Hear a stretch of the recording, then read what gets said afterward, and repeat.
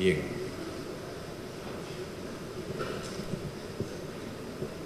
Dese cuenta por relatoría. Gracias, señor presidente. Noveno Pleno Casatorio Civil. Casación 4442 del 2015, procedente de la ciudad de Moquegua. Demandante, Huber Alberto Barrios Carpio. Demandado, Rosa Estrella Reategui Marín y otro, sobre otorgamiento de escritura pública. El Pleno, en su conjunto, declaró procedente por la causal de infracción normativa de los artículos 1549 y 1412 del Código Civil. Señor presidente, los señores abogados no concurrieron a la audiencia.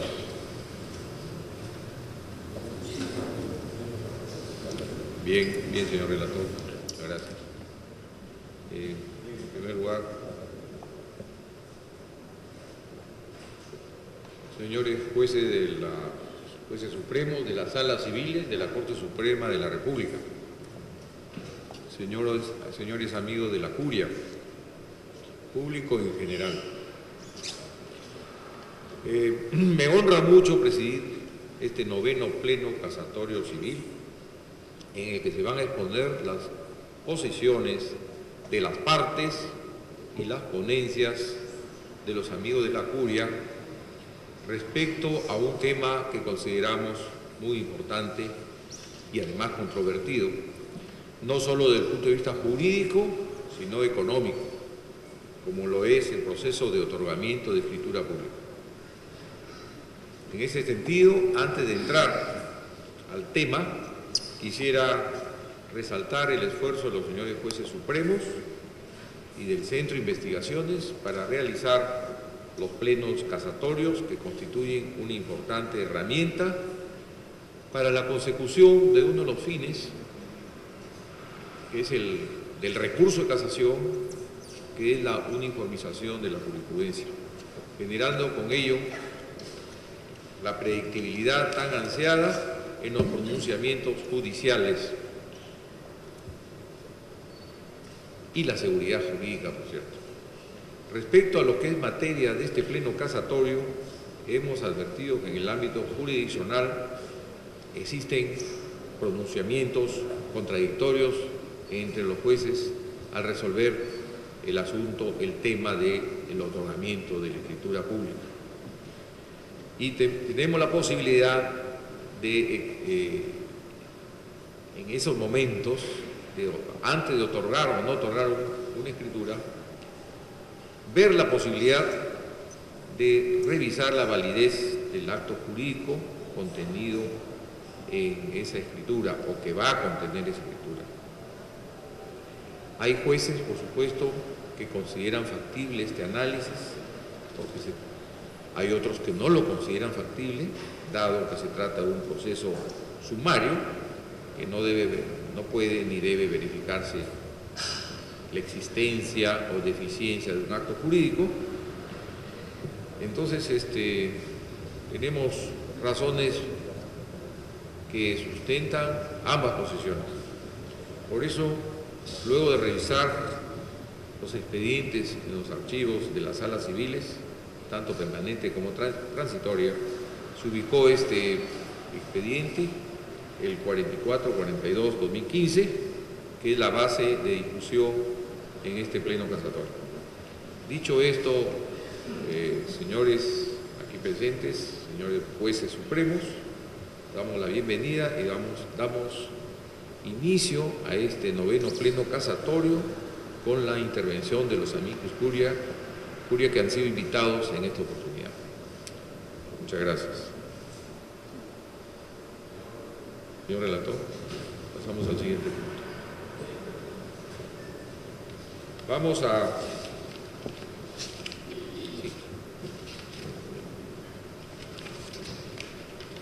iniciar la intervención de los amicus curia con la intervención y exposición del doctor Juan Espinosa.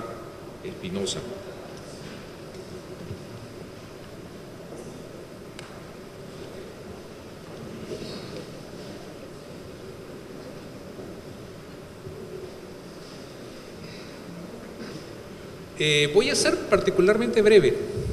Desde mi punto de vista, al menos el tema está lo suficientemente claro, es algo que ya hemos discutido con la profesora Ariano. Yo entiendo de que el tema tiene aristas procesales y aristas sustantivas. No pretendo referirme a la parte procesal, sino quiero verlo el tema desde el punto de vista sustantivo. Y un poco le robo la idea a la profesora Ariano. Parece que ha pasado desapercibido el artículo 220 del Código Civil, el que dice que la nulidad que se refiere al artículo 219 puede ser alegada por quienes tengan el interés o por el Ministerio Público. Puede ser declarada de oficio por el juez cuando resulta manifiesta y no puede subsanarse por la confirmación. Entonces, si en un proceso por otorgamiento de escritura pública, el juez competente advierte una nulidad manifiesta, sería una percepción limitada decir que el juez solamente tiene que ver el aspecto formal. Porque después, y perdónenme la expresión un tanto coloquial, es como el juego del gran monetón, ¿no? Porque el juez solamente vería el aspecto formal, el notario se ve forzado a cerrar esta escritura pública o cerrar la protocolización, y a la larga llega al registrador, que metafóricamente es el juez de títulos. Y esta determinación de algún requisito de invalidez tiene que verse desde el inicio. O sea, no se trata de ser medio juez o parcialmente juez. El juez no solamente en un proceso de otorgamiento de escritura pública debe ver el aspecto formal. Y les pongo un ejemplo, no voy a robar los ejemplos de la doctora Ariano. Lo menciono porque lamentablemente nuestro país es un país con amnesia histórica, un caso que llegó al Poder Judicial. El contrato mafioso que hizo Vladimiro Montesinos con los Crucillat de la venta de la línea editorial de Canal 4, ¿no?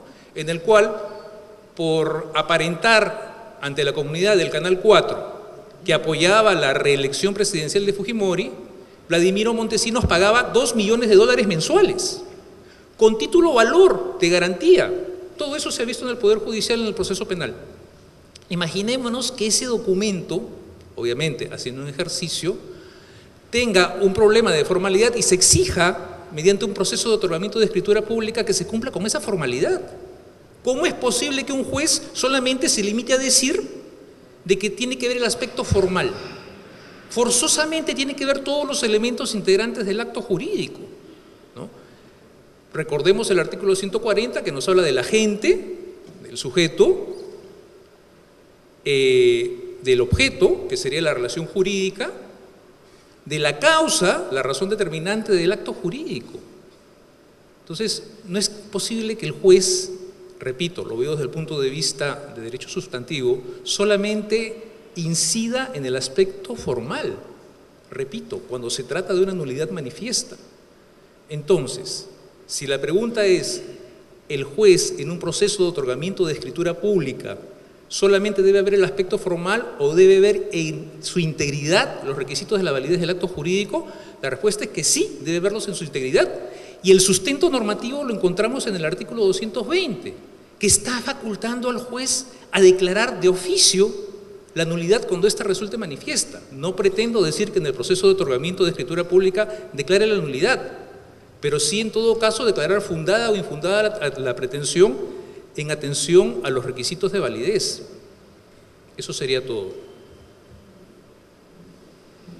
Muchas gracias, doctor Espinosa. Vamos a escuchar a la doctora Eugenia Ariano Dejo.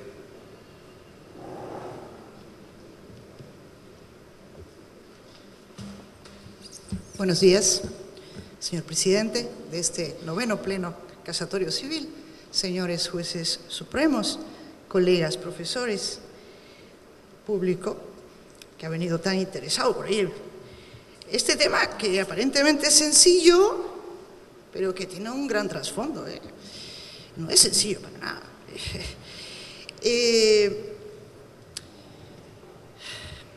De todas las resoluciones que me han alcanzado, hay ciertamente las dos posiciones extremas y hay una intermedia, pero en todas ellas se menciona algo que creo que es el gran problema, ¿no? Que es que el proceso de otorgamiento de escritura, se dice reiteradamente, y leo una de las últimas, que es una casación, es este mismo número. Es este caso, qué raro, viene con el mismo número. Se dice, ¿no? Perdón. Es la casación 3795-2014, donde se dice, fundamentalmente, que reiteradamente el Tribunal Supremo, que en los procesos de otorgamiento de escritura tienen como finalidad formalizar un acto preexistente. ¿No? Nada más, nada más. Y segundo, la otra idea, que es donde voy a incidir, se ha dicho, ¿no?, que en este tipo de procesos de otorgamiento de escritura no se discute la validez del acto jurídico, no se discute, esta es la palabra discute, la validez, sino que si debe cumplirse o no la formalidad requerida, agregándose que ello es congruente con la pretensión, y con la calidad sumarísima del proceso que impide discusión sobre temas que deben dilucidarse en procesos plenos. Y este es el gran problema, esto último, que para mí es el gran error. Un proceso de otorgamiento de escritura se articula por el sumarísimo porque la ley se le ha ocurrido. Con el viejo código era un juicio ordinario y nadie hubiera podido sostener estos argumentos. El Código Procesal Civil modifica el Código Civil como tantas cosas que hizo y dijo, el proceso de otorgamiento de escritura es sumarísimo. Quizá pensó que era muy sencillito y era suficiente que fuera sumarísimo. No sabemos porque nunca nos dijeron por qué hicieron esas modificaciones. Pero aclaremos algo. ¿Qué cosa es este sumarísimo? El sumarísimo que lleva ese nombre no significa que lo que allí se ve sea visto con cognición sumaria. La cognición sumaria es otra cosa. Sumarísimo pues está puesto como sinónimo de breve en su estructura procedimental. Comparado con su hermano un poquito más gordo, que es el abreviado, ¿no?, es un poquito más comprimido, nada más. Ahora, tiene una gran diferencia, debida a la arbitrariedad del legislador, porque no hay ninguna razón que lo justifique, que es que no se puede reconvenir, nada más. Existen otros factorcitos que cada vez han disminuido más y además los jueces no le hacen caso, que es en el caso de cuestionamientos probatorios, solamente puede aprobarse con medios probatorios de actuación inmediata y por lo general esto es dejado de lado. Así que por todo lo demás, un sumarísimo, digamos, en donde se plantea cualquier pretensión, es plenario. Porque hay que aclarar qué significa sumario en sentido técnico. En sentido técnico significa limitación de la cognición derivada de que la propia ley establece que aquí solo se discute, que es lo que pretenden decir acá, solo se discute, como ocurre en los interdictos posesorios, la posesión en sí por sí. Ahí de ustedes, no se pongan a discutir sobre si se tiene derecho o no se tiene derecho. Por lo tanto, eso se resuelve solamente sobre un pequeño angulito de una controversia que bien podría ser mayor y por lo tanto, eso sí es un típico, clásico, además es histórico proceso de cognición sumaria por el objeto. El otro clásico está puesto en la ley, y conversaba con el profesor Arata, es el caso del desalojo, pero no cualquier desalojo, el desalojo por vencimiento de plazo en el contrato de arrendamiento o por vencimiento o por falta de pago de la renta, ¿no?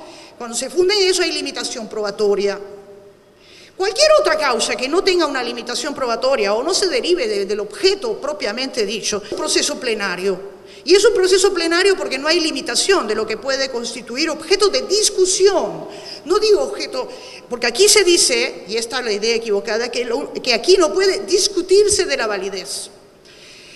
¿Por qué? Porque es sumarísimo. Y no es pleno, en consecuencia. El sumarísimo es tan plenario como lo es un abreviado y como lo es un proceso así llamado de conocimiento, salvo que exista un factor sumarizante establecido por la ley. Por lo tanto, un sumarísimo es capaz, como procedimiento, es capaz de albergar toda la discusión. Lo que no es posible es reconvenir, lo que no significa que no se pueda excepcionar. Es decir, que no pueda ser contralegado por el demandado. En este caso, en el caso que ha motivado la convocatoria a esta sesión, pues los demandados estaban en rebeldía, pero digamos que no hubieran estado en rebeldía y que hubieran dicho al contestar la demanda, la mujer que no había intervenido para nada, y pues que no, bueno, yo no he intervenido para nada, este acto está viciado, es nulo, es ineficaz, todo lo que los civilistas discuten, ¿no? Si es ineficaz o es nulo, lo que fuera, y lo pone sobre el tapete. Podría discutirlo, pero que no, faltaría que no pudiera. ¿Cómo que no puede? En un otorgamiento de escritura se está pidiendo, se está pretendiendo el cumplimiento de una formalidad porque así lo pactaron las partes, porque la ley lo establece o porque lo que sea. Eso es un punto segundo frente a la validez del acto. No basta que haya un documento o lo que fuera en donde se establece la obligación que pudieran haber pactado las partes para formalizarlo notarialmente. Puede ponerlo, de hecho en el contrato de Montesinos mencionado por el profesor Espinosa bien podría haberse puesto la cláusula: este contrato será elevado a escritura pública ante un notario amigo, ¿no? Que no nos va a hacer problema, porque un notario serio no haría eso, ¿no? Y ese es otro detalle, ¿no? El tema, ¿no? ¿Cómo un juez no va a poder apreciar? La parte lo puede deducir. ¿Qué es lo primero? Si se puede discutir, porque ¿quién discute? En principio discuten las partes. En el caso, debo decir, quien puso el tema de la validez, lo puso el propio demandante. El propio demandante afirma en su demanda y dice expresamente: este contrato es válido, ¿no? Dice todo, tiene todo, y menciona todos los elementos del acto. Me menciona, dice, tiene esto, ¿no? Habla primero, ¿no?, de que celebró el contrato por teléfono con la mujer, y luego dice que hay una manifestación de voluntad tácita. Es un poco contradictorio el hombre, pero importa. Lo cierto es que él mismo pone sobre el tapete la validez, y aunque no la pusiera por implícito, forma parte de la causa petente de cualquier pretensión, sobre todo en este debería ser absolutamente pacífico, ¿no? Debería ser absolutamente pacífico, que obviamente un prius, uno que va antes, alguien que está pidiendo el otorgamiento de una escritura pública, de un acto que fuera, que no 100 sobre 100, creo que son contratos, porque si no, no había nadie del otro lado, ¿no?, a quien exigírselo, que hay que determinar la validez, aunque la otra parte no lo establezca, qué es lo que significa esa, entre comillas, declaración oficiosa del segundo párrafo del artículo 220 del Código Civil. El juez tiene que hacerlo, tiene el deber de hacerlo, porque si no estaría ordenando, imagínense ustedes, que se eleve a escritura pública un acto que adolece de un vicio que lo invalida. Y llegaría este pobre notario, que no es un notario amigo de Montesinos, sino que es un notario serio, como son los notarios, y él no podría hacer uso de ese derecho que le da la ley del notariado de no elevar a escritura pública un acto que es contrario a la ley o a las buenas costumbres o a la moral. Oiga, un notario puede negarse, un juez no va a poder apreciar que ese acto está viciado, y solamente porque hay una clausulilla ahí que dice que las partes tienen que elevar escritura pública, si no, yo solamente veo esto. Por supuesto que puede, ese problema no debería ni plantearse, pero el gran obstáculo ha sido esta idea, y es esta idea de que el sumarísimo no podría discutirse de la validez. ¿Cómo que no? O lo pone en cuestión la propia contraparte, o lo pone en cuestión el juez. Ahora, otra cosa es que obviamente el juez tiene que ponerlo sobre la mesa. tiene que activar el contradictorio. Todo ejercicio de poder oficioso tiene, o debería ser, esta es mi batallita, previo promoción del contradictorio con las partes, que en primera instancia debería ser en el momento de fijación de los puntos controvertidos, que debería ser el momento para decirle, ¿sabe qué? A mí me parece, ¿no? Que a mí me parece que aquí hay algo que no anda bien. En este caso particular, debo decir, no había necesidad de promover el contradictorio, porque el propio demandante había puesto sobre el tapete el tema. El propio demandante. Moraleja, si un notario puede negarse a elevar escritura pública, los registradores, un registrador, le llega un título y dice, no, esto es inválido. Expresamente la ley le autoriza a controlar la validez del acto. Tiene que hacerlo, si no incumple su deber. ¿Cómo no lo va a poder hacer un juez? O sea, el hecho de que surja este problema es lo que más me preocupa. Debo decir que este es un gran tema, es un tema sobre el cual se discute un poco en todas partes, sobre los límites de la apreciación oficiosa del juez de los vicios, en qué ámbito. Este es el menos controversial, porque se está pidiendo el cumplimiento de algo, y en donde es muy fácil la solución. La solución es simplemente no darle la razón al demandante, como se hizo en este caso, aunque con la palabra equivocada, porque se dijo es improcedente. Yo no sé por qué es improcedente, esa es una demanda infundada. Se está diciendo que en buena cuenta que no hay contrato porque la mujer no intervino, y no hay contrato, entonces ¿qué cosa vamos a elevar a escritura pública? Esa demanda es infundada. Y les, como cuestión de solución frente a la pregunta que implica la convocatoria a esta reunión, pues obviamente sí puede discutirse, y puede discutirse en este y en cualquier otro proceso, con invitarles a la reflexión sobre la sumariedad, que en este caso no hay ningún factor de sumariedad, y lo que aquí se decida está en aptitud de devenir cosa juzgada. Y eso es abre otra cuestión que en casos como estos no se presentan, que sería un largo discurso, un larguísimo discurso sobre la eficacia externa, ¿no?, de una decisión como esta. Pero por lo tanto, cerrando, pues yo pienso que hay que reponer en cuestión aquello que aquí lo único que se discute si es que se debe formalizar o no formalizar, sino que también de suyo, por implícito, porque así lo han planteado las partes, pues debe necesariamente, y con ello y en ello cumpliría su función el juez, debe necesariamente determinarse si el acto es válido o no. Muchas gracias.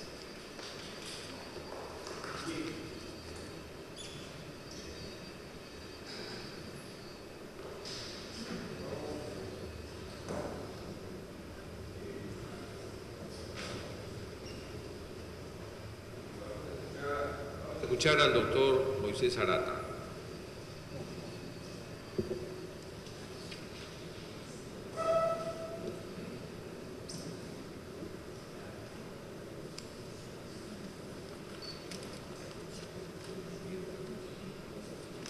Muy buenos días, señor presidente de esta sala plena, señores miembros de este pleno casatorio.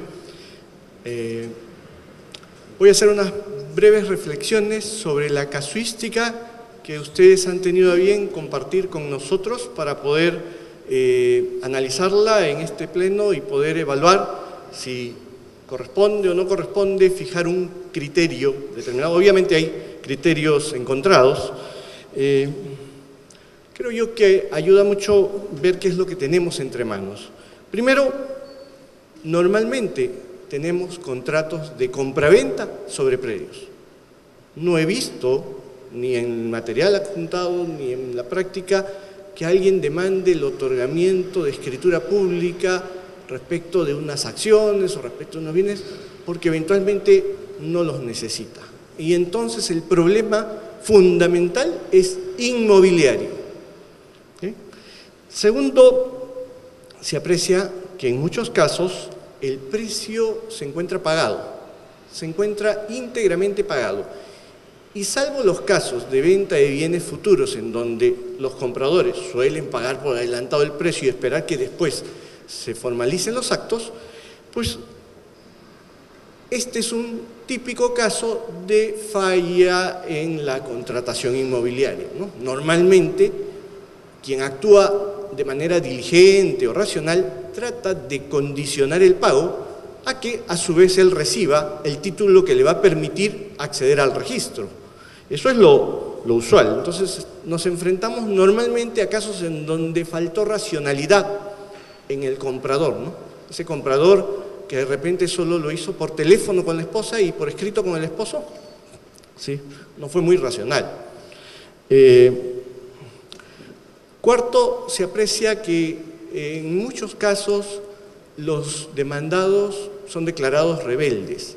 Parece ser que como que se fían, el contrato está tan mal hecho que no va a pasar nada, así que de repente mejor no litigo. Y cuando litigan, sí litigan y tienen razones para cuestionar. Se aprecia desde la casuística que cuando litigan, por ejemplo, demuestran que antes de iniciado el proceso de otorgamiento de escritura pública, por ejemplo, ya se había resuelto el contrato de pleno derecho por una cláusula resolutoria expresa, ¿sí? No voy a hacer referencia al tema del sumarísimo, que ya lo analizó la doctora Ariano, y comparto con ella las apreciaciones procesales que ha hecho sobre esto.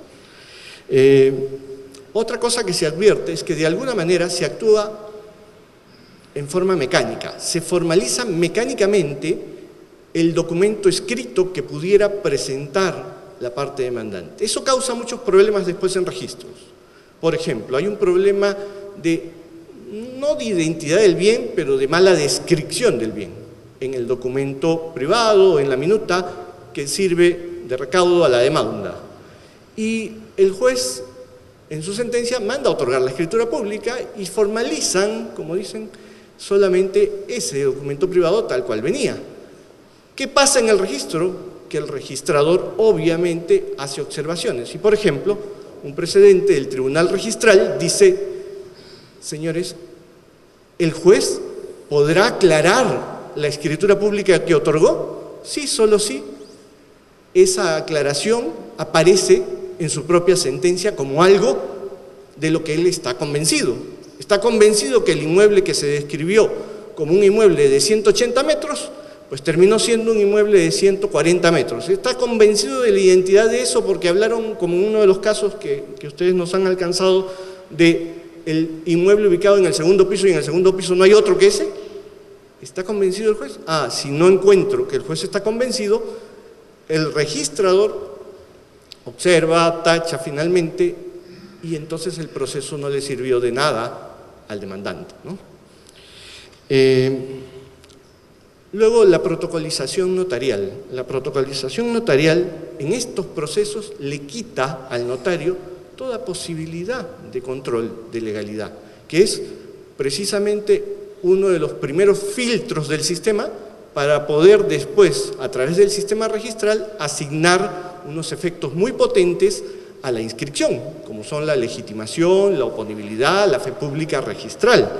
Entonces, esa capacidad que normalmente tiene un notario de controlar legalidad, de poner a prueba en esta primera barrera que está frente a un acto practicado por personas capaces, con libertad y a las que identifica, y además para controlar que efectivamente estén formalizando un acto válido, pues eso se elimina y terminamos en el registro enfrentados justamente a todo aquello que no se controló antes, ¿no? Entonces, yo diría que la línea jurisprudencial clásica que establece que solamente se busca revestir de determinada formalidad el acto jurídico, no discutiéndose en esta vía los requisitos para su validez, de allí que se sustancia en la vía sumarísima, es una línea muy dura, porque no tiene en cuenta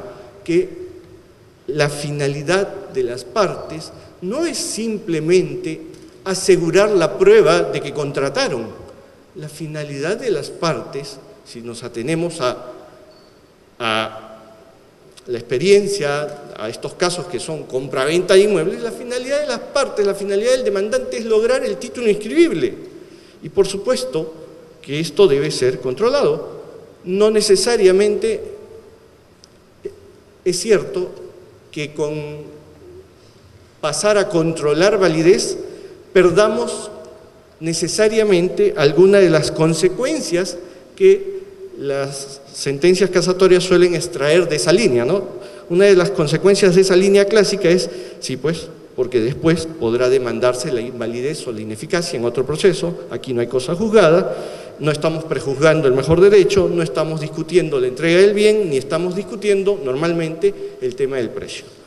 No obstante ello, me parece que hay en los últimos años una tendencia más flexible, una tendencia preocupada por advertir que, por ejemplo, a veces uno se enfrenta a un documento falso, porque el demandado demuestra con una pericia que nunca firmó. O uno se encuentra en un supuesto de falta de representación suficiente, supuesto en el que hay sentencias contradictorias. En el mismo material hay un grupo de sentencias a favor y otro en contra. O el caso del cónyuge no interviniente, que también tiene sentencias contradictorias. Y otro caso es el de la ineficacia sobreviniente por aplicación de la cláusula resolutoria expresa. Ya se resolvió el contrato. Si de lo que se trata es de encontrar que esa obligación de formalizar tiene un soporte, pues ese soporte ya no existe. ¿Cómo no se va a declarar infundada la demanda? ¿Cómo voy a seguir dándole efectos a un contrato que ya no los tiene? ¿No?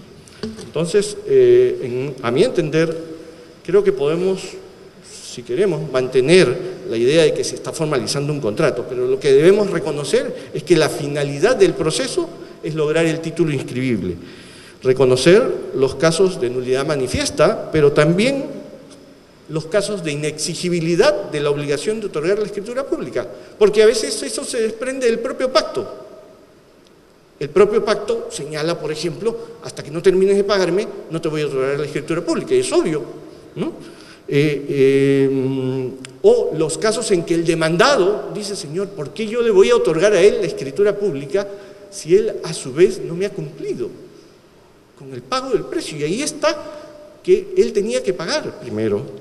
Entonces, hay que reconocer esos supuestos que creo que permiten hacer más flexible y más útil el proceso de otorgamiento de escritura pública para el sistema de publicidad de los derechos reales, ¿sí? Sin perjuicio también de abordar este tema de las comprobaciones aclaratorias o subsanatorias que el juez puede encontrar. Me he convencido, ¿no?, de que el inmueble es el mismo, me he convencido que no hay un problema de identidad, para que en registros no tengas un problema de identidad.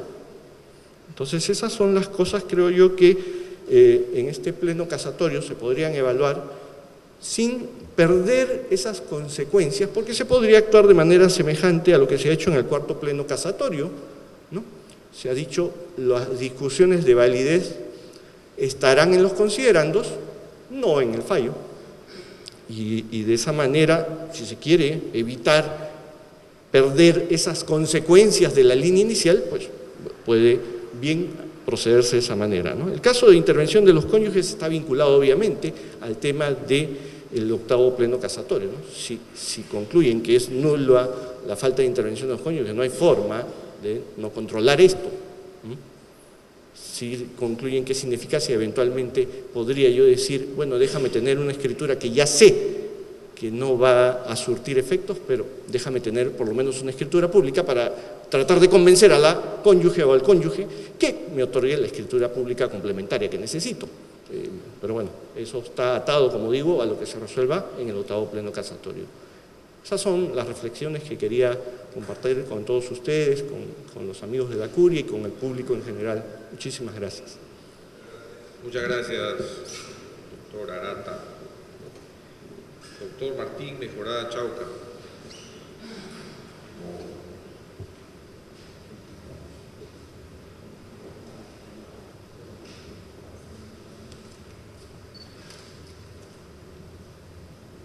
Señores jueces supremos, amigos de la Curia, público, muchas gracias por la invitación y el honor de participar de este evento tan importante para definir aspectos dudosos en derecho y que por supuesto se muestran con gravedad cuando el Poder Judicial emite resoluciones que no concuerdan en el tiempo, evitando las decisiones económicas eficientes y la predicción en las inversiones y también, por supuesto, en la actividad cotidiana de las personas naturales.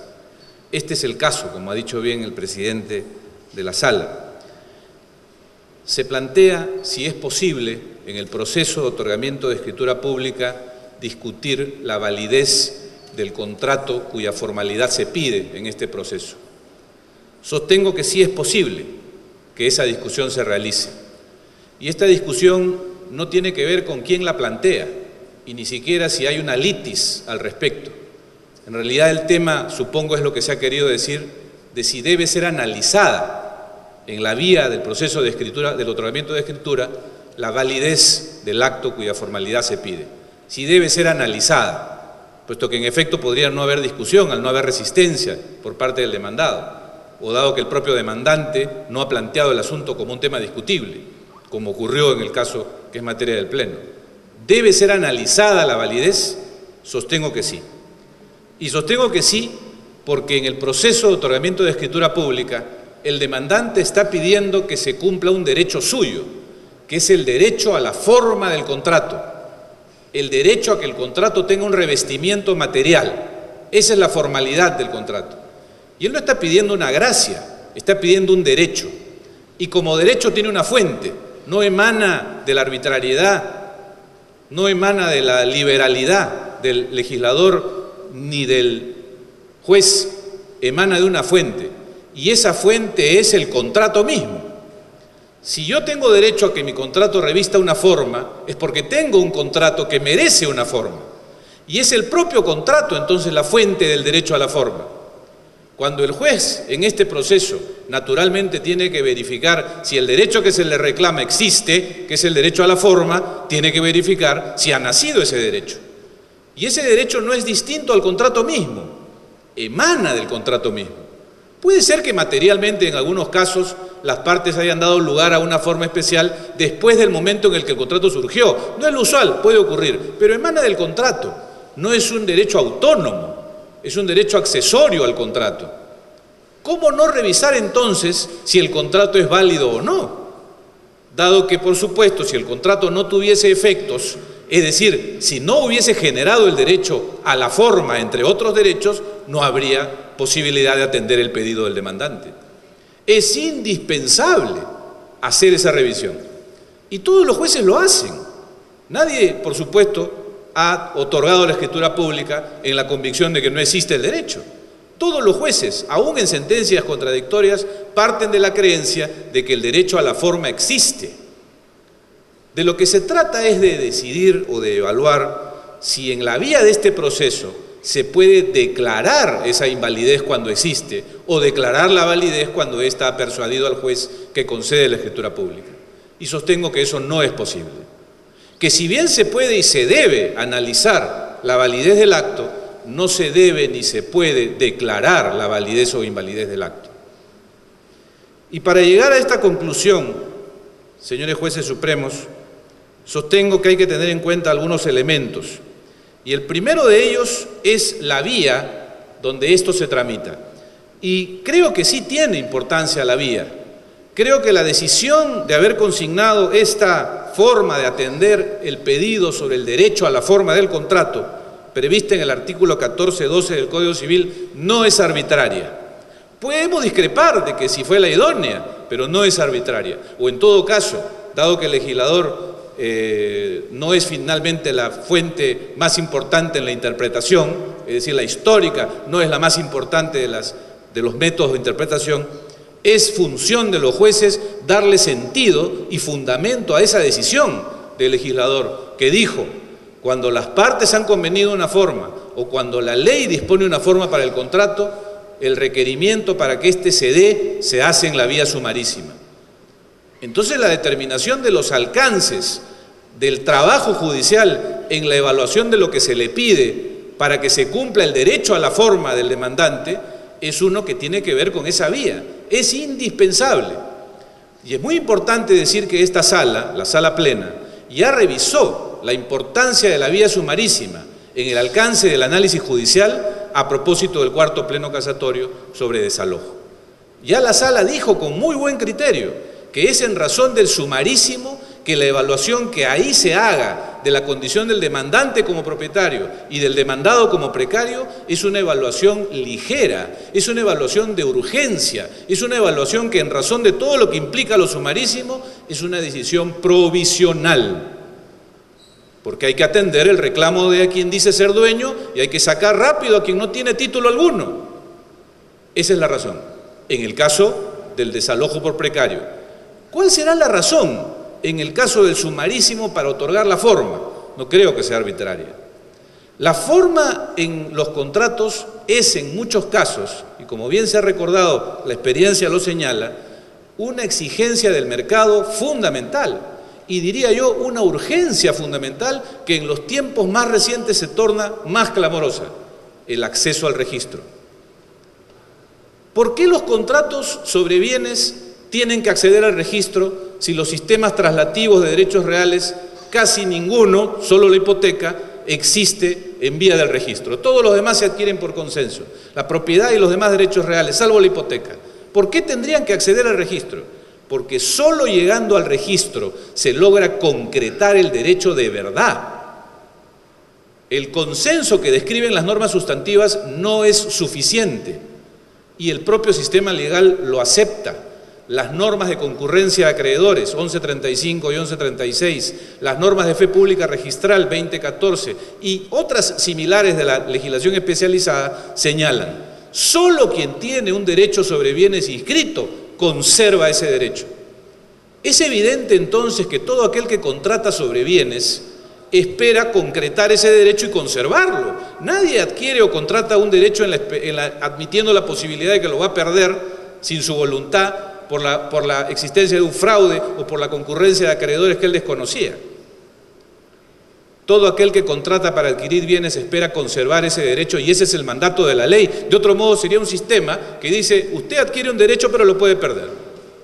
Ese sistema no sería decente, un sistema no sería civilizado, no sería un sistema que dé certeza a los titulares de derechos, empresarios o personas naturales, para operaciones complejas o para operaciones domésticas. Es igual. Todo aquel que adquiere o pretende adquirir un derecho sobre bienes requiere conservarlo. Y es en ese propósito que la vía para llegar al registro es la escritura pública, porque también la ley lo dice. Si para el acceso al registro no se requiriese escritura pública, todo este análisis cambiaría. Pero el acceso al registro es la escritura pública y es probable que pasen décadas antes de que eso cambie. Por esa es la urgencia de tener la escritura pública. Cuando yo contrato para adquirir propiedad, servidumbre, usufructo, superficie, uso, habitación y otros derechos sobre bienes, fideicomiso, contrato hoy. El paradigma teórico dice que ya hoy tengo el derecho, pero la práctica me dice que en realidad no lo tengo bien hasta no inscribirlo. Que mañana, si el vendedor se lo vende a otro y ese otro inscribe, él me gana. Que si mañana hay un delincuente que ingresa al registro en lugar mío y me sustituye, me gana. Entonces es obtener la escritura pública no solo un camino lógico para acceder al registro, es un camino urgente para acceder al registro. ¿Es necesario hoy la escritura o en unos años da lo mismo total? No, hoy. Y en esa medida es tan urgente tener una escritura como urgente es que el propietario esté en el bien y que el invasor no esté ahí. Coincido entonces con el planteamiento que se ha hecho en el cuarto pleno y que además informa todos los supuestos que se tramitan en la vía sumarísima: alimentos, interdictos, desalojo, donde todos tienen de común la urgencia en la atención del asunto. Y la urgencia supone un castigo a la evaluación, no digo poco seria, porque coincido con la profesora Ariano en el sentido de que la brevedad no es una licencia para la ligereza. La brevedad nos impide recursos que podríamos tener en otras vías, pruebas que podrían actuarse, mecanismos, informes, pericias que podrían concurrir, pero que en la vía sumarísima no son posibles. Y que además no son posibles, no hay que decirlo con pena, no son posibles porque hay un valor superior, la urgencia. Si esto es así, entonces yo tengo una primera gran conclusión que quiero compartir, y es que no solo será obligación o derecho de quien pretende haber adquirido la propiedad el acceso a la escritura pública y que ésta se tramite en la vía sumarísima, sino de todo aquel que pretende un derecho sobre bienes, aun cuando no sea propiedad, porque todos ellos quieren acceder al registro. Igual pierde el derecho quien pretendía la propiedad que quien pretendía la superficie, el usufructo o la servidumbre, si es que no accede al registro. Y las estadísticas los dicen, hay más servidumbres, superficies y arrendamientos inscritos en los últimos 10 años que lo que existieron en los 50 años anteriores, porque el mercado inmobiliario demanda eso. El mercado dice, ¿cómo adquiero un derecho de arrendamiento, de superficie, de servidumbre que sea sólido? Inscríbelo. Necesito una escritura, es urgente tenerla. Esa es la razón, en mi opinión, señores jueces supremos, de la sumariedad, y es por tanto el escenario que va a describir qué es lo que, en mi opinión, los jueces pueden hacer en ese escenario, qué es lo que pueden hacer o no. Y creo que lo que ahí pueden hacer es un examen de validez, ciertamente. Pero esta validez no puede entenderse en la noción tradicional de la validez, porque lo que nosotros conocemos por validez es la nulidad y la anulabilidad. Lógicamente, el análisis de si el demandante tiene derecho o no a la forma que está solicitando, la escritura, supone en realidad un análisis de exigibilidad y no solo de validez o invalidez, porque la exigibilidad es un concepto más amplio y que es el pertinente para evaluar si el solicitante tiene o no razón al pedir que se cumpla la forma. Efectivamente, el acto de donde emana su derecho a la forma puede ser nulo y en consecuencia no le corresponde la forma, pero puede ser también ineficaz porque el contrato está sujeto a condición suspensiva, o puede ser que habiendo nacido válidamente ha muerto porque se ha resuelto o porque se ha producido la condición resolutoria o se ha dado un plazo resolutorio, o porque ha operado una excepción de incumplimiento que sin matar el contrato suspende las prestaciones. Y en todos esos casos, lógicamente el que dice tengo derecho a la forma, pues tiene un derecho que no es exigible y el juez no debe atenderlo.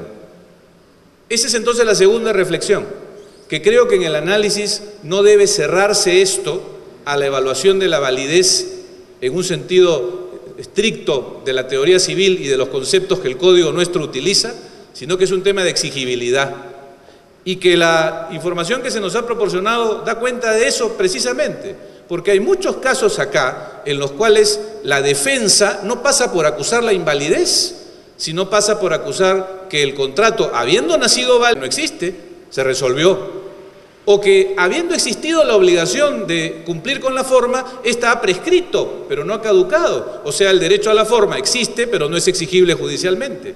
El tema se presenta en la realidad y los jueces lo han abordado.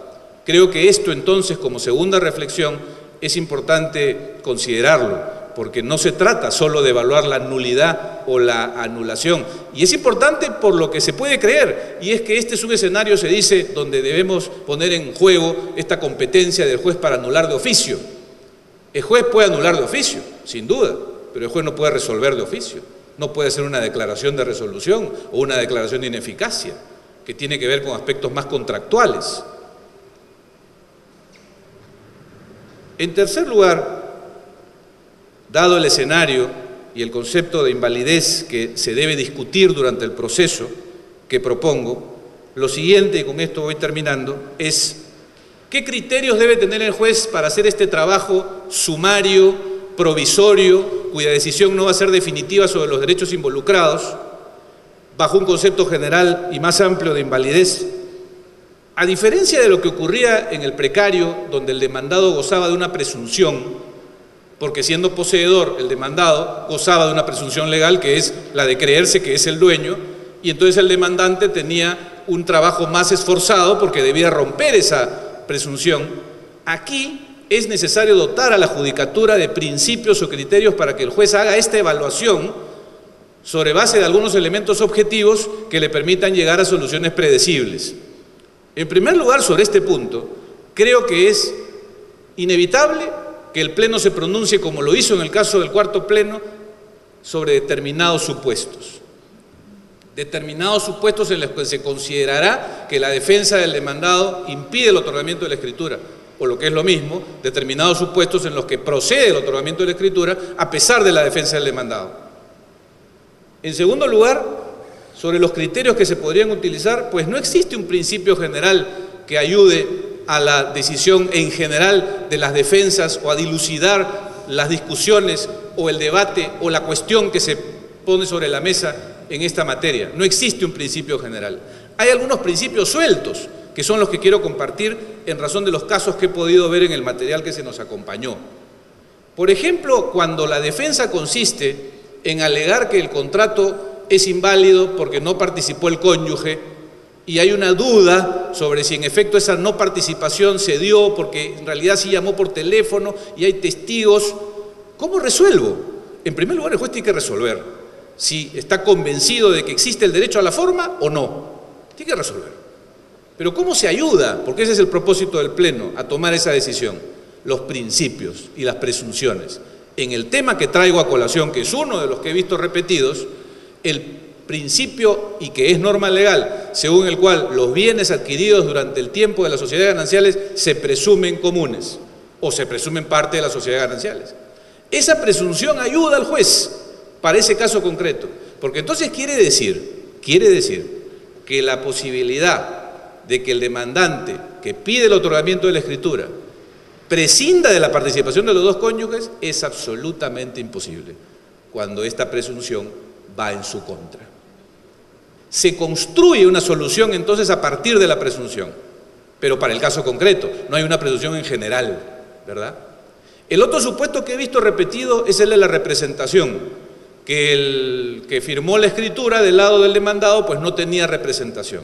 No hay una presunción, pero hay una exigencia muy dura, que es la que para disponer de bienes se requiere que el poder conste de manera indubitable. Tras ese mandato fuerte del Código Civil está la exigencia de que en la evaluación de la existencia de la representación el juez tiene que ser especialmente demandante, exigente y riguroso. Por tanto, si la defensa es que no hubo tal poder porque no consta de manera indubitable, esa norma inclina la balanza en favor de quien se defiende, haciendo referencia a que no existió tal poder. En tercer lugar, diría que la otra herramienta tiene que ver con el carácter general de los contratos y el principio de conservación. Cuando el demandante dice que tiene derecho a la forma, es porque el contrato, se entiende, existe, es válido. Y si hubiese alguna discusión sobre ese hecho, donde el demandado dice que no es válido, que está suspendido, etcétera, pues el principio general que la judicatura tiene que acoger, creo, es el de la conservación del acto. Ante la duda debe entenderse que el acto es válido. Ayuda a la concreción de una decisión. No la define, porque no es posible, eso se verá en cada caso concreto, pero ayuda. En resumen, entonces, señores jueces supremos, creo que este tema debe apreciarse sobre la base de los criterios que ya se expusieron en el cuarto Pleno, que tienen que ver con una sumariedad que da cuenta de una decisión provisoria, que no define quién tiene el derecho de propiedad o el derecho sustantivo, que no define si se ha producido un incumplimiento, que no define si se ha resuelto o no el contrato, solamente da una solución provisional para atender un tema urgente, que es el de contar con una escritura para acceder al registro. Si después resulta que aquel a quien le obligaron a suscribir la escritura, pues en verdad no estaba obligado, a la manera como el precario que salió del lugar cuando en realidad no debió salir, podrá por supuesto revertir la situación en un proceso donde esta primera impresión que se genera en la sumariedad se rompa sin responsabilidad para el juez, como dice bien en el cuarto Pleno. Muchas gracias, señores magistrados. Muy buenos días, señor presidente, señores magistrados, apreciados colegas, público asistente. En primer lugar, rápidamente quiero agradecer la deferencia de que he sido objeto con esta invitación para compartir algunas ideas en un evento de esta naturaleza. El planteamiento de este pleno casatorio es acerca de si se puede discutir sobre la validez o invalidez de un contrato cuya escritura pública es solicitada en juicio. Además, en el contexto de un procedimiento que es calificado por el Código Procesal y recogido en esta norma por el Código Civil de sumarísimo. Yo primero quiero decir que mi posición, mi planteamiento sobre esta interrogante es que sí se puede discutir, se debe discutir, y si llega la situación es imperioso discutirlo. Comparto plenamente lo que acabo de escuchar de mi colega distinguido, el doctor Martín Mejorada, en el sentido que no solamente se debe discutir la validez o invalidez, que es lo que trae a colación este caso específico, y por eso es que seguramente esa es la interrogante que se plantea como tema en este casatorio, pero evidentemente si el caso hubiera sido uno de ineficacia o de algún otro supuesto, pues habría que haberlo admitido también. Todos sabemos que el sistema de las formas en el derecho privado ha quedado prácticamente reducido a lo que son las formas solemnes, que son, digamos, un número clausus y además, creo yo, en retroceso porque las nuevas tecnologías y las técnicas van abriendo una serie de posibilidades formales que antes no existían, y simplemente la forma libre. Esto de la formalidad ad probationem ha pasado a la historia. La forma ad probationem era una forma que se consideraba que el legislador la establecía, porque era establecida por la ley, pero la establecía no con el énfasis y la relevancia y la trascendencia de la forma ad solemnitatem, en el sentido que comprometía la existencia, la validez del contrato, sino la establecía solamente porque consideraba que ese tipo de actos debían ser probados de esa manera. Y por lo tanto, aquellos que consagraban o que explicaban la forma ad probationem en su sentido más riguroso, señalaban correctamente que no había otra forma en que se pudiese probar el acto que en ella, en la que señalaba la ley. Nuestro legislador fue un poco más, digamos, un poco más laxo y señaló que si la ley exigía una forma que no fuese solemne, era solo un medio. El proyecto había dicho era el medio. La ley, creo yo, como criterio, señaló que es solo un medio de prueba del acto. Entonces, como es un medio de prueba del acto y cualquier medio puede utilizarse en defecto de entonces ya esta recomendación de la ley con relación a las formas que por ello pasan a denominarse ad probationem no tiene mayor relevancia. Pero lo que sí tiene relevancia, distinguidos señores magistrados, es que también las formas a veces no funcionan como formas.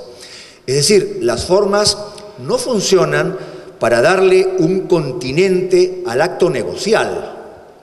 No funcionan para, o en un caso, darle existencia al acto cuando son solemnes, o no funcionan solamente para darle una canalización, una materialización que permita ponerla en evidencia, ¿verdad? ¿Qué es lo que es una forma? A veces estas formas, y voy a decirlo por eso entre comillas, se convierten en realidad en requisitos, en exigencias.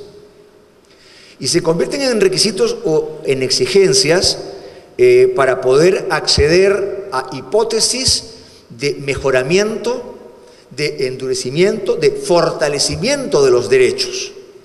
Y eso es lo que pasa a ser, en ciertas ocasiones, la escritura pública, como otras formas.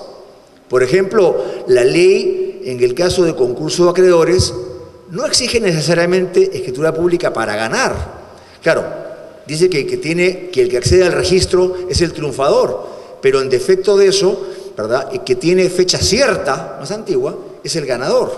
Esa fecha cierta podría no ser una escritura pública y podría yo tener interés en tener acceso a una fecha cierta, aunque no sea escritura pública, para poder salir triunfador en una hipótesis de concurso de acreedores.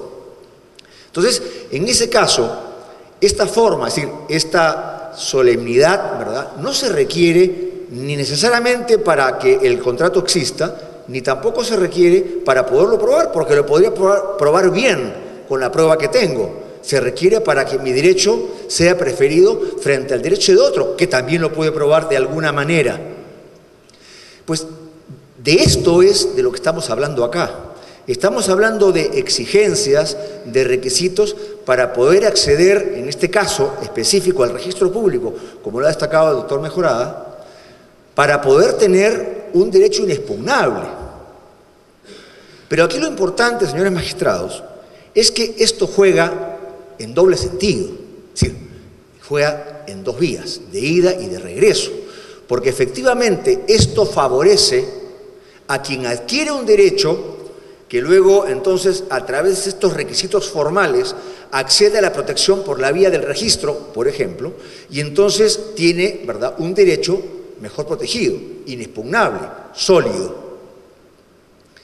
Pero el problema es que también alguien puede ser perjudicado porque quien no tiene derecho, ¿verdad?, se vale de este, que es un requisito, para acceder al registro, aparentar que lo tiene y perjudicar a otro que sí lo tenía.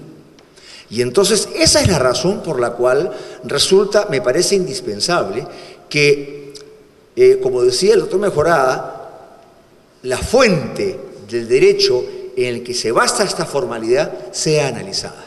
Resulta indispensable el poder hacerlo, porque de otro modo se va a utilizar este requisito como una forma de obtener un provecho ilícito, un provecho ilegítimo, y que muchas veces no nos podemos consolar con la conclusión de, bueno pues, pero luego, ¿verdad?, a través de un otro proceso, más tarde, que esta persona resuelva las cosas. Es decir, este demandado que perdió en el proceso sumarísimo y que fue condenado a otorgar una escritura pública respecto de un contrato que era ineficaz, inválido o lo que fuere, tendrá que ir a llorar al muro cuando intente a través de un procedimiento adecuado, ¿verdad?, ir a discutir la validez del contrato, del que emana la cláusula que genera la obligación de otorgar la escritura pública, cuando ya esa escritura pública fue otorgada, fue escrita y un acreedor de buena fe, de esos a los que estamos acostumbrados, se hace del bien, inscribe su derecho y entonces se acabó la historia. Y entonces esta celeridad que requerimos para que se obtenga este requisito que proteja mejor mi derecho debe obtenerse a costa de aquel, ¿verdad?, que de pronto es el verdadero titular del derecho y al que estamos, ¿verdad?, perjudicando por esta idea de apurarnos y proteger al que quiere inscribir un derecho y no ver más bien a aquel que alega la legitimidad de ese derecho.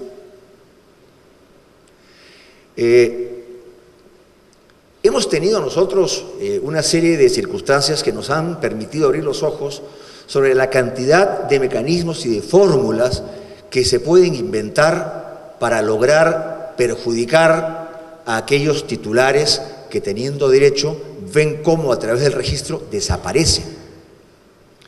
Hay casos emblemáticos y hoy día tenemos en el Poder Judicial, ¿verdad?, una maquinaria monstruosa articulada a través de estos temas de arbitrajes, casos sumarísimos, escrituras públicas, inscripciones y buenas fe registrales. Tenemos que tener mucho cuidado con esos problemas. Que si se puede discutir este tipo de circunstancias importantes cuando se procesa una pretensión de otorgamiento de escritura pública, se puede discutir. Desde el punto de vista sustancial, desde luego no hay ningún inconveniente. Si acá estuviéramos hablando de arbitrajes no habría ningún problema. Todo parece indicar que el problema resultará siendo la vía procedimental que ha sido establecida para discutir el otorgamiento de la escritura pública. A mí me seduce de manera muy especial el planteamiento que nos ha traído la profesora Ariano acerca de cómo se puede conciliar eventualmente los diferentes intereses en juego. Porque efectivamente podemos contemporizar el hecho de estar en un procedimiento sumarísimo y de todas maneras atender a la bondad, a la legitimidad del derecho en que se basa la demanda. Porque recordemos que, como ha sido mencionado con reiteración, aquí hay dos posibilidades. O esta forma, que es una forma, o este requisito, que es requisito, emana del contrato o emana de la ley.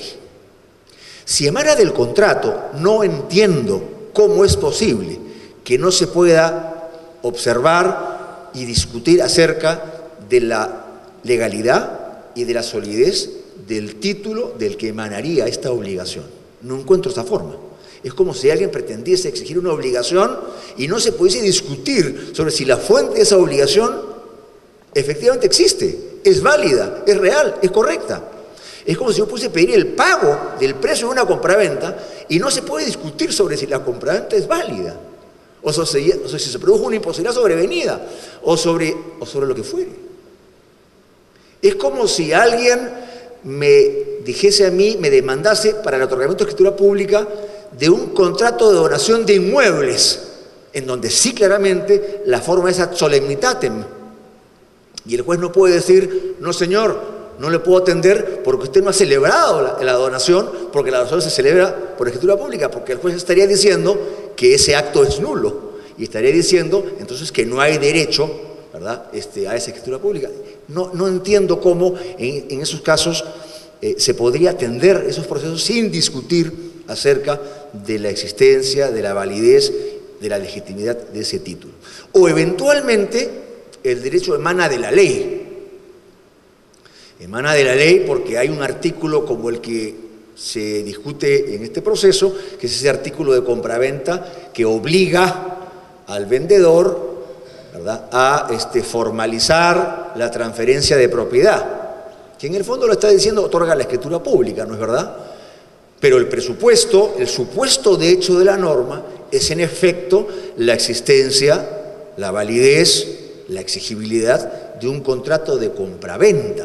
Es decir, este requisito o esta forma podría no provenir del contrato, provenir de la ley, pero la ley basada en un supuesto de hecho, en donde la consecuencia es la forma, pero el supuesto de hecho es la existencia del contrato.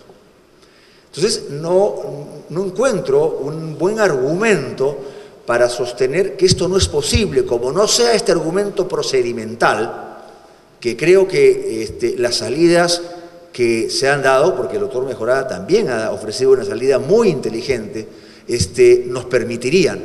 Lo importante es que no se excluya bajo el argumento de que hay un proceso sumarísimo toda discusión, toda dilucidación y toda certificación de que existe en efecto el título jurídico del que el derecho y la contrapartida, el deber de otorgar un requisito o una formalidad emana. Muchas gracias, señores magistrados. Señor presidente, señores jueces supremos, ante todo muchas gracias. Es un honor estar aquí y poder expresar algunas ideas sobre el tema en discusión. Del material que compone los documentos para discutir este tema, uno puede apreciar una diáspora de posiciones sobre la posibilidad de introducir una discusión sustancialmente diferente a un proceso formalista a ultranza. Considero, señores magistrados, que hay una grave equivocación en el análisis de la estructura de los contratos con prestaciones recíprocas. Estimo que la jurisprudencia analizada nos permite llegar a esa conclusión y voy a explicar por qué. La doctrina de los contratos bilaterales del Código Abrogado de 1936 ha sido ampliamente superada, escuchando la tesis del maestro Manuel de la Puente y Lavalle, que cambia el centro de atención de los contratos a la génesis de lo mismo, sinalagma genético, al momento de la ejecución de las prestaciones, sinalagma funcional. Y por eso dejó de hablarse de contratos con obligaciones recíprocas para hablar de contratos con prestaciones recíprocas, porque se le pone el acento al momento en que se cumplen las prestaciones. Es decir, la actividad desplegada por los contratantes, no la voluntad declarada para darle nacimiento al acto contractual. Son dos momentos distintos y por tanto vitalmente diferentes. ¿Y cómo influye esa estructura en una visión, a mi modo de ver, equivocada? No es posible que en las ejecutorias que he estudiado se encuentren fallos que digan que en un proceso de otorgamiento de escritura no puede discutirse si el precio se pagó o no. ¿Cómo que no? Si es un contrato con prestaciones recíprocas, donde una prestación es causa de la otra. El que no paga el precio no tiene derecho a pedir que se escriture el contrato en discusión. Esta funcionalidad sinalagmática, funcional, clara, coetánea o no, tiene una enorme influencia en las consecuencias. De la misma manera, si esto lo llevamos ya al análisis de los elementos de validez del acto jurídico, no voy a agregar nada más a lo que ya se ha dicho muy bien a lo largo de esta jornada. Es evidente que aquí el Poder Judicial tiene una tarea particularmente especial y distinta. ¿En qué sentido? La inscripción registral en nuestro país es, en la mayoría de los casos, meramente declarativa y no constitutiva, salvo el hipoteco, el patrimonio familiar o las sociedades. Por consiguiente, el Poder Judicial no puede permitir, bajo ningún punto de vista, que acceda a los registros y tenga publicidad erga omnes un acto jurídico que no es válido. Es una verdad de perogrullo, es indiscutible, y la vía procedimental, con la aclaración hecha por la doctora Eugenia Ariano, que la hago bien en su totalidad, no es posible confundir una vía sumaria con una cognición sumaria. Nada impide discutir claramente, y para eso también está el aporte del artículo 220, que algunos han discutido que puede ser incluso inconstitucional, porque sin que haya pretensión al respecto, pueda un juez decidir por la claridad de la invalidez sobre estos aspectos.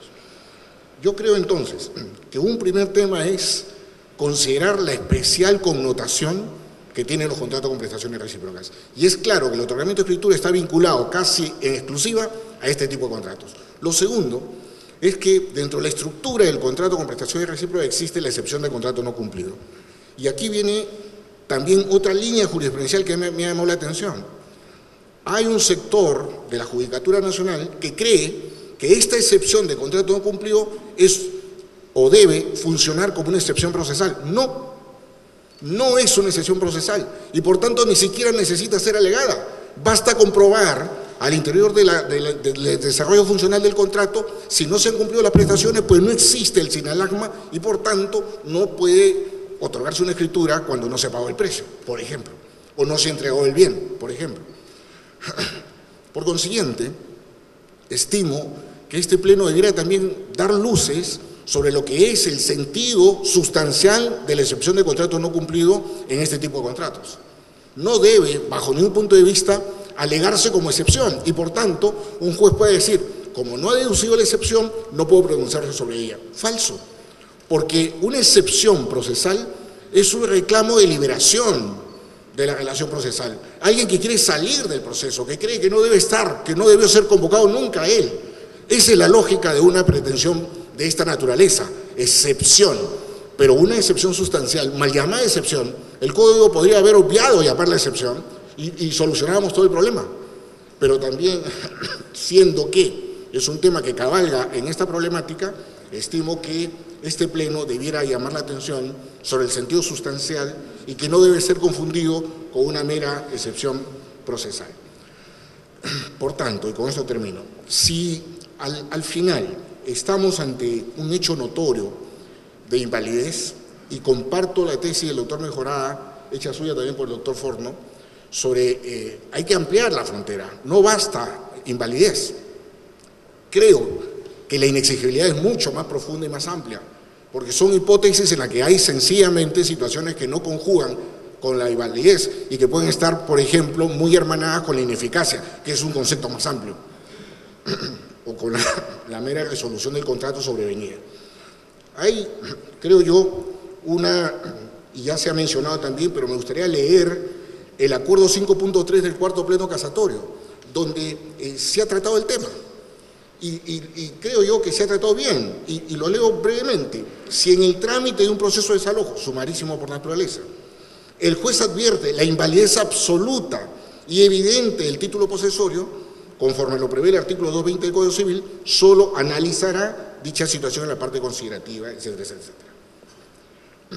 Creo que la solución, y me parece, por el efecto horizontal del efecto vinculante de la jurisprudencia, este pleno no podría desatender lo que ya dijo en el cuarto pleno casatorio.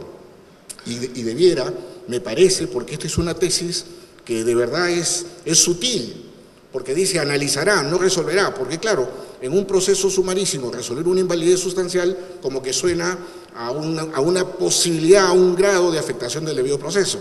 Pero si la evidencia es tal, y por ahí hemos encontrado un fallo en el que, por ejemplo, se está discutiendo escriturar un contrato de compraventa donde no está fijado el precio, elemento esencial de la compraventa. ¿Cómo podría un juez cerrar los ojos ante esa realidad y mandar escriturar el documento pertinente? No, es imposible.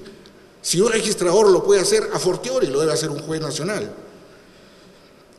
Y termino entonces con esta situación. Yo creo que una de las grandes reformas que el derecho civil peruano espera es un cambio radical en los efectos registrales del acceso a los registros públicos. Estimo que en su momento deberá ser, en todos los casos, una inscripción constitutiva de derechos, pero mientras no sea así, el Poder Judicial debe ser muy cuidadoso de ser un filtro radical para que no accedan a los registros públicos los títulos que no lo merecen. Y por tanto, no puede ser que la vía sumarísima pueda ser un impedimento para justificar este no análisis, estudio y sanción de lo pertinente. Y, señores magistrados, me permitiría, quizás anotando a pie de página una idea que estimo, me parece importante, más allá del tema puntual. El efecto vinculante de los plenos casatorios es algo que debemos cuidar muchísimo. Y la única forma de que esto se proyecte a futuro con solidez es que la distinción que hagan los jueces inferiores en otros casos, que siendo parecidos no son iguales, funcione a cabalidad, como funciona en todos los sistemas donde la jurisprudencia es vinculante. Un juez puede apartarse del efecto vinculante cuando hace la distinción, pero para que haga la distinción tienen que haber elementos de juicio suficientes en aquel fallo del cual se quiere apartar para saber que existen diferencias. Y por tanto, la metodología que se viene utilizando para dictar sentencias de plenos casatorios debe ser revisada. Yo creo que algo que debe formar parte de una sentencia de pleno casatorio es establecer puntualmente aquellos aspectos fácticos centrales que han motivado la decisión, para que los jueces en el futuro, en casos que siendo parecidos pero no son iguales, puedan apartarse. Es la única manera de que se genere respeto y persistencia en los fallos que dicte esta digna sala colegiada. Muchas gracias.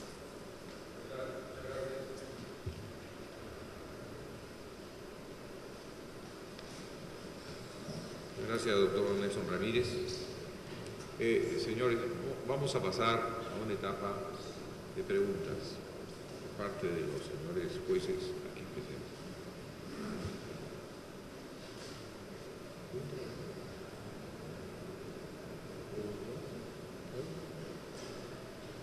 El señor Ulises Yaya va a formular una pregunta. Muchas gracias, presidente. Muchas gracias a los miembros de la curia. Muy interesantes todas sus disertaciones. Me parece haber entendido, doctor Nelson Ramírez, estimado doctor, que es de la posición que en los casos en los cuales no se haya pagado el saldo del precio, no debería otorgarse escritura pública. Yo me pregunto, ¿dónde queda esta necesidad del tráfico comercial, de la inscripción registral? Si aun cuando eso haya ocurrido, el derecho del vendedor es a reclamar en la vía respectiva el pago del saldo e incluso la existencia de la hipoteca legal, en caso tenga que escribirse el acto cuando hay un saldo impago. Sin perjuicio, por supuesto, el análisis que tenemos que hacer en pleno respecto a la posibilidad de entrar a analizar la validez o no del acto jurídico cuya escrituración se pretende, que es el tema central de este pleno casatorio. Esa duda me aborda, doctor Nelson Ramírez, ¿no? ¿Cómo no hacerlo si existe la posibilidad de la exigencia del crédito por parte del vendedor, en tanto el precio esté impago, y la existencia también de la posibilidad de que la inscripción futura esté sujeta a una hipoteca legal?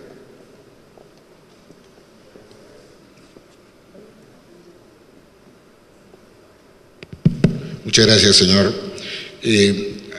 Definitivamente un pronunciamiento debe cuidar los parámetros de la discusión.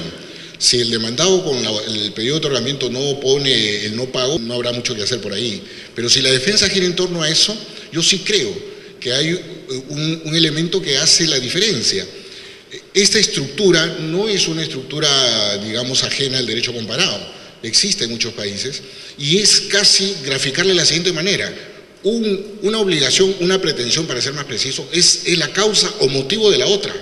Si mi obligación de escriturar gira en torno a tu obligación de pagar el precio, no me pidas escriturar si tú no me pagas.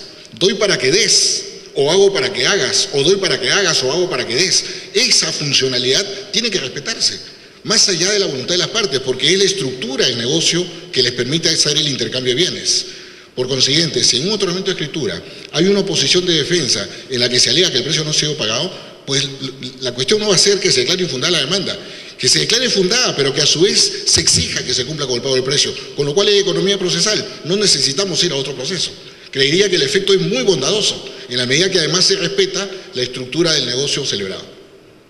La señora Tello va a formular preguntas también. Sí, muchas gracias a los amigos Curi.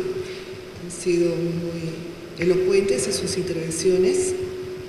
De hecho, nos plantean varias interrogantes que no creo que alcance el tiempo para formulárselas a todos, pero en este caso quisiera formulársela al doctor Martín Mejorada.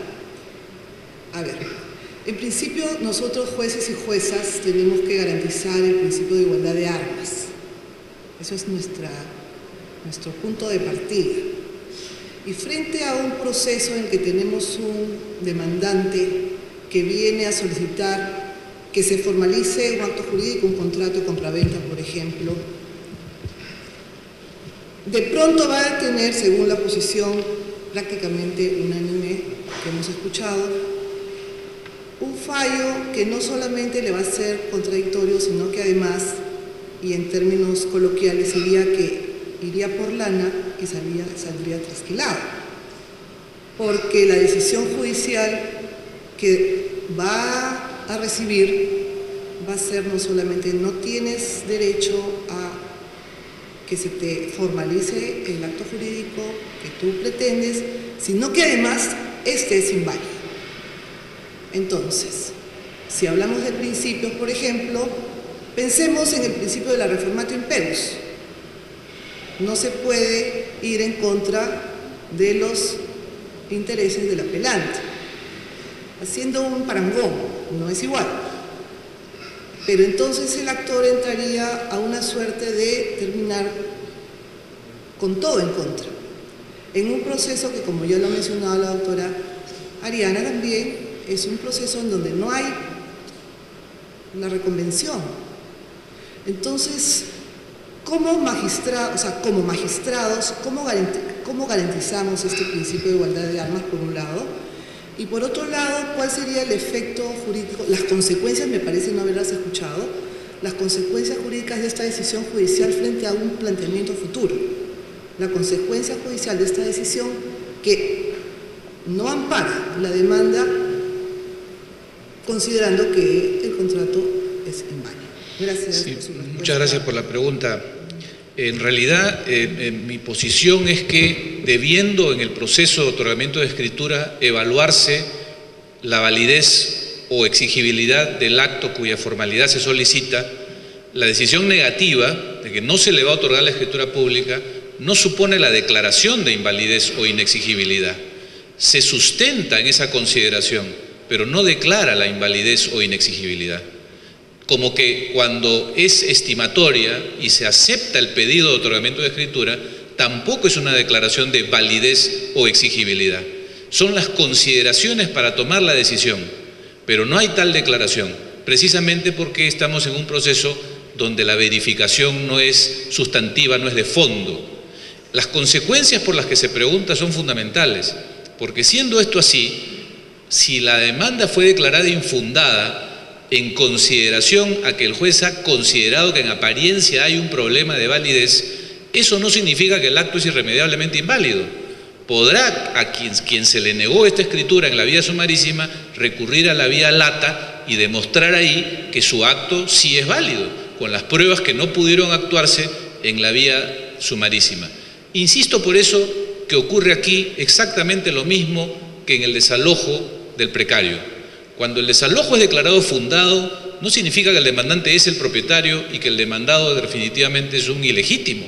Solo que en la verificación sumaria ha resultado esa impresión y ese va a ser el efecto, la salida inmediata, lo que no implica que en el proceso lato pueda revertirse la situación.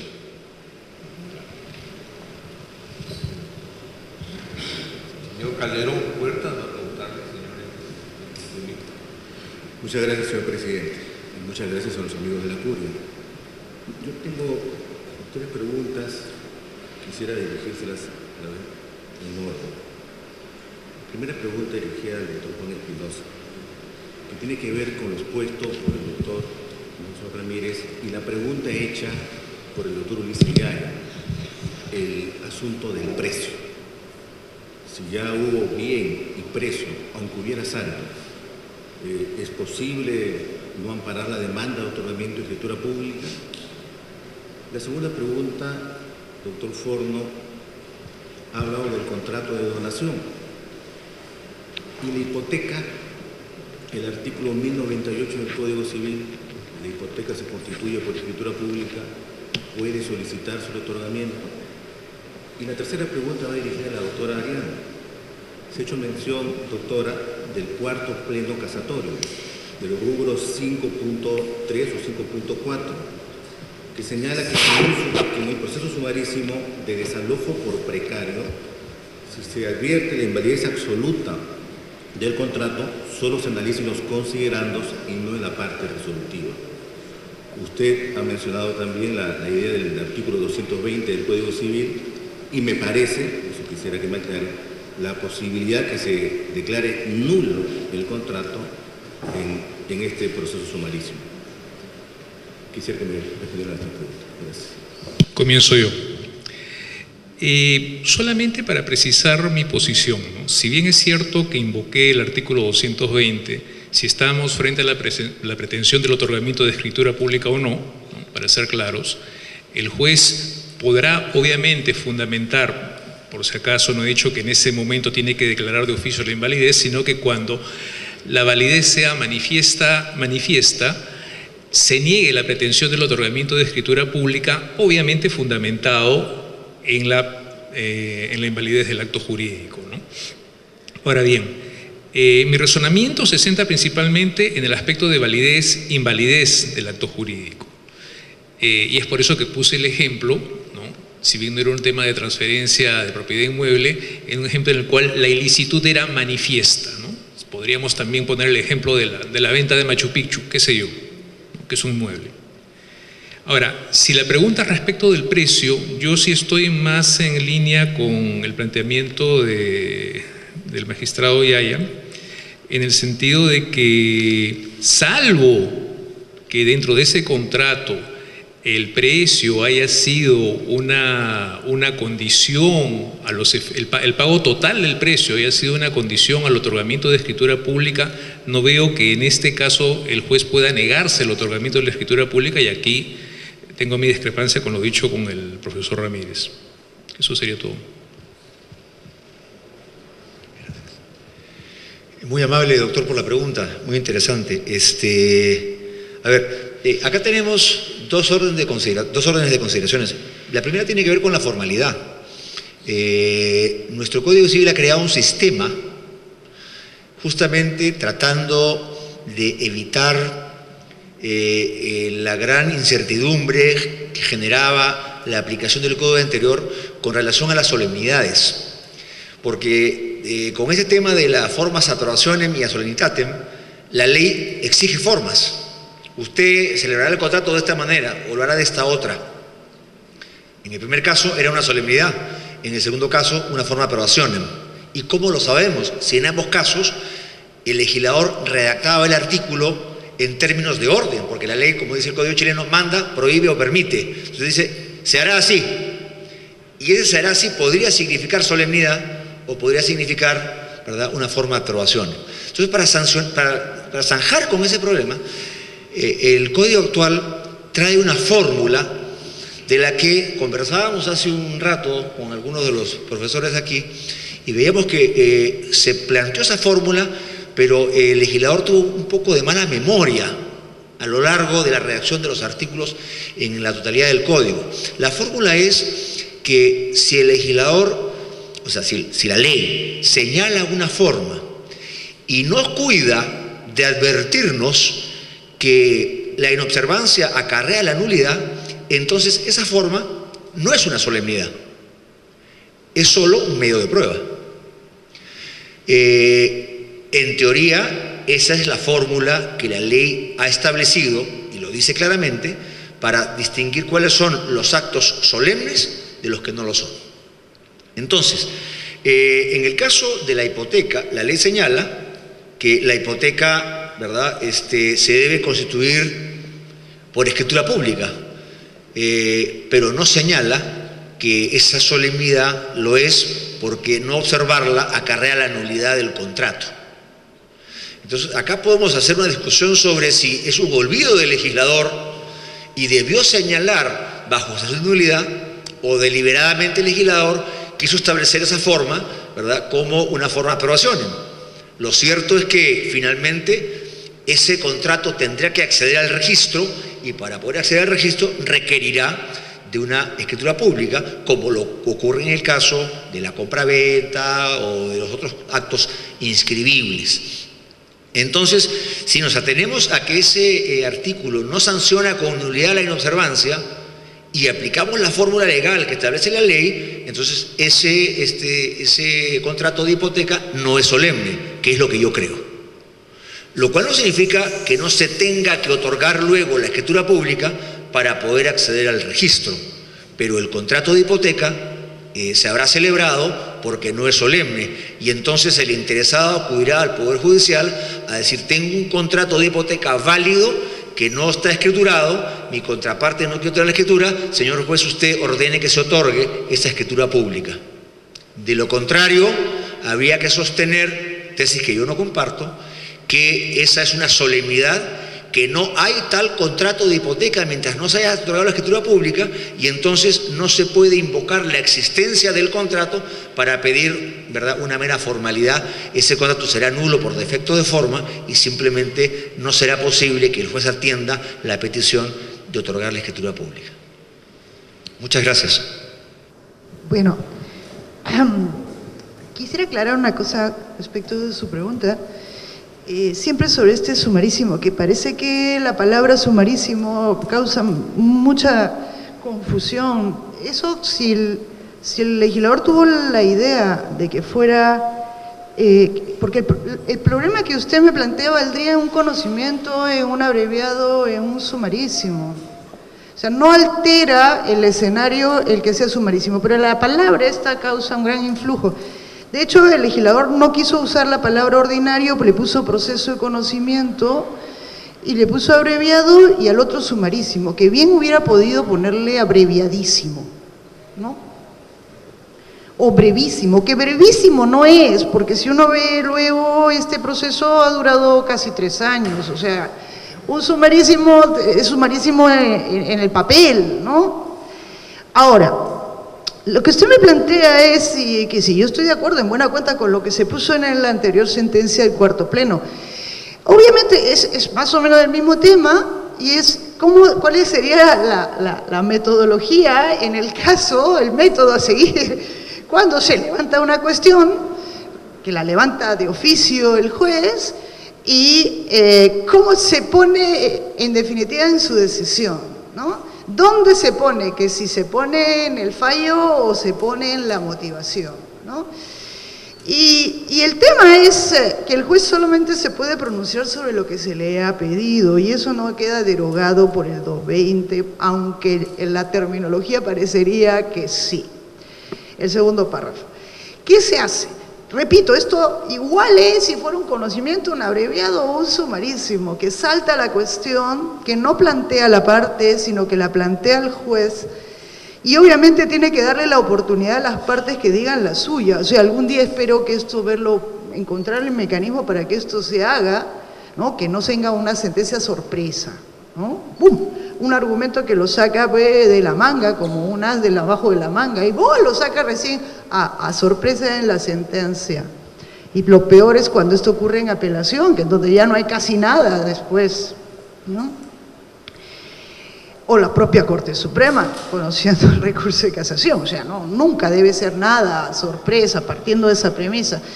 Lo segundo es, ¿qué hace? El 220 parecería inducirnos que el juez puede declarar de oficio. Está esta expresión, si no me equivoco, es con cargo a confirmar, no viene de lo utilizado en el Código Argentino, que también usa la expresión declarar. No sé de dónde viene, porque esto ya estaba dicho en el Código del 36, y no puede haber sido ni el Código suizo, ni el Código alemán, porque no la tienen.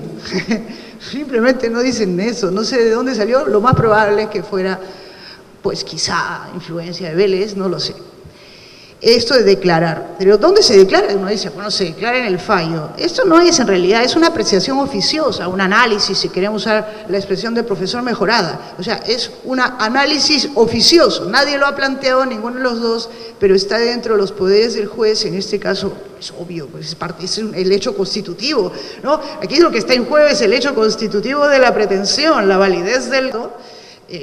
cosas como esta, entonces él lo aprecia de oficio, que es la expresión utilizada por el Código Italiano, ¿no? El Código Italiano, en un artículo que es el 1421, que es toda una novedad normativa, digamos, legislativa para los códigos de sus vecinos, zanja el poder del juez de rilevare, que eso traducido es apreciar, más o menos, ¿no? Evidenciar, ¿no? Relevar, ¿no? Relevancia, levantar. Y en Italia, igual que en el Perú y un poco creo en todas partes, este tema ha sido estudiado, sobre todo en los últimos años, ha sido pues objeto de vivísima discusión, dónde se releva y cómo se refleja, si se falla en el fallo o no en el fallo.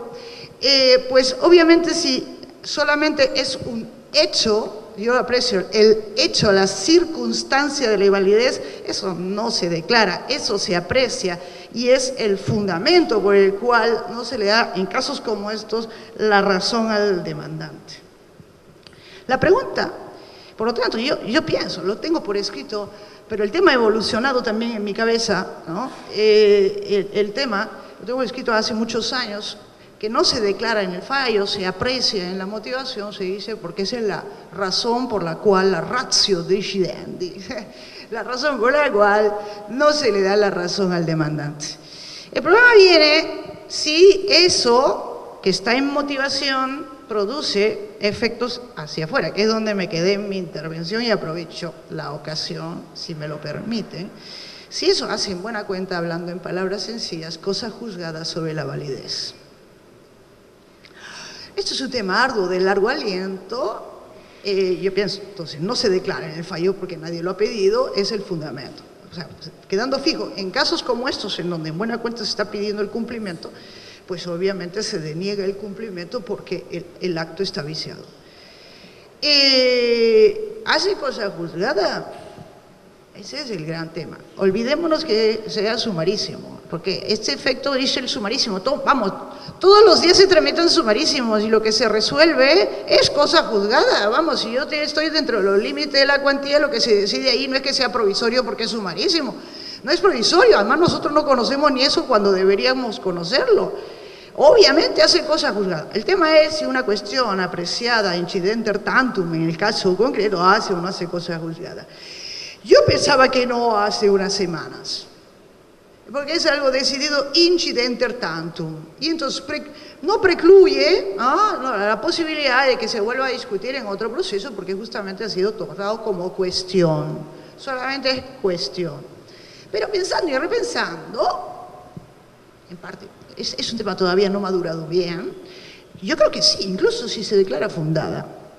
Si declaró fundada, el juez declara fundada la demanda de otorgamiento de escritura partiendo de la premisa que él ha tenido que analizar la validez del acto, él está diciendo por implícito que el acto es válido. Nadie debería ya poderlo discutir, al menos no interpartes, los que fueron parte. Y se está madurando en mí la idea que además, porque me he leído las sentencias últimas de la Corte de Casación italiana, justamente en secciones unidas, que simplemente ha establecido el decálogo, el decálogo de la declaración oficiosa, de la apreciación oficiosa, y de en qué casos produce cosa juzgada y en qué casos no lo produce, y en qué casos sí se puede poner en el fallo y en qué casos no se puede poner en el fallo. Pero y de lo que queda claro, y más o menos esto estoy madurándolo, queda claro que solamente se pone en el fallo cuando se ha pedido. Solo que el proceso italiano, a diferencia del peruano, es un tantito más elástico que el nuestro y conoce la figura, ignorada entre nosotros, conocida en el ordenamiento brasilero también, del accertamento incidentale, en donde es posible que la parte por la cuestión levantada o de oficio o por la propia contraparte pueda pedirle al juez que expresamente se pronuncie sobre ello como una cuestión prejudicial. Y de hecho, la validez del acto en casos como este es una cuestión previa, prejudicial, lógica, sobre la cual el juez debe pronunciarse. Pronunciarse en el sentido de tomarlo en cuenta, no en decisión, no en fallo, sino en los considerandos. Sumarísimo, yo más bien haría la invocación a revisar esta idea, que es muy pesada, o sea, que pesa mucho esta idea de que el sumarísimo es de cognición sumaria, el sumarísimo es tan potencialmente de cognición plena como un abreviado o como un conocimiento, con la única limitación que, reitero, la arbitraria de no posibilitar la reconvención. Y bueno, que despejaría muchos problemas. Pero en fin, eso de la prohibición está puesta allí. Pero eso no significa que no se ponga en discusión. Se pueden poner en discusión e integrar el objeto del debate, y que si ese objeto del debate lo pone expresamente el juez, que eso sea objeto de viva discusión. Si es viva discusión, entonces aquello que se decida y las razones por las cuales se decida, como en cuanto a cuestiones previas, estarán con todo, a pleno título, con la posibilidad de venir cosa juzgada, impidiendo que esto además sirva para promover litis futuras, que eso es algo que todos debemos ser conscientes que hay que tratar de evitar, en el sentido de que un proceso debe servir para resolver el máximo de conflictos posibles y no ser promotor de ulteriores, decir esto por ahora nomás, pero sin perjuicio de que lo hagan valer otro proceso encima con el agregado del lato, no sé qué es eso. Proceso lato, pensando que es el conocimiento. El conocimiento no es tan lato en términos de cognición como un abreviado. La diferencia son de plazos y nada más. Eso es todo, de plazos para las partes, y no tiene sustancialmente ninguna diferencia. Así es que bueno, no en el fallo, sí en la motivación como una cuestión prejudicial lógica, que es lo que justifica la decisión, poniendo un punto interrogativo, simplemente estimulando la reflexión sobre el tema, si esto tiene aptitud o no de devenir cosa juzgada para precluir en positivo, cosa juzgada positiva, que sea válida en otros procesos que ulteriormente pudieran promoverse.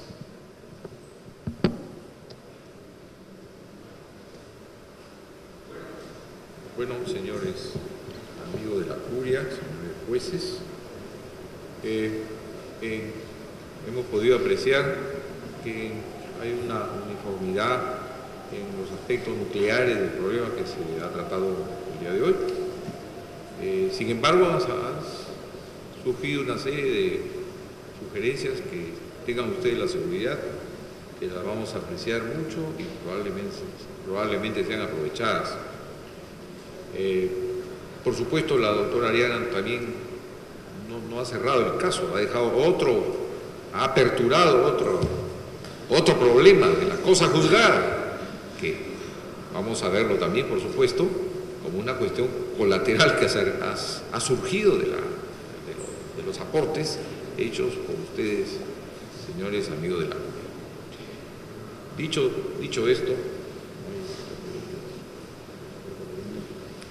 esto, señores, clausuramos este pleno jurisdiccional agradeciendo a los participantes en el mismo por su concurrencia a este evento tan importante para la jurisprudencia peruana. Muchas gracias, señores. Buenos días. Señor secretario.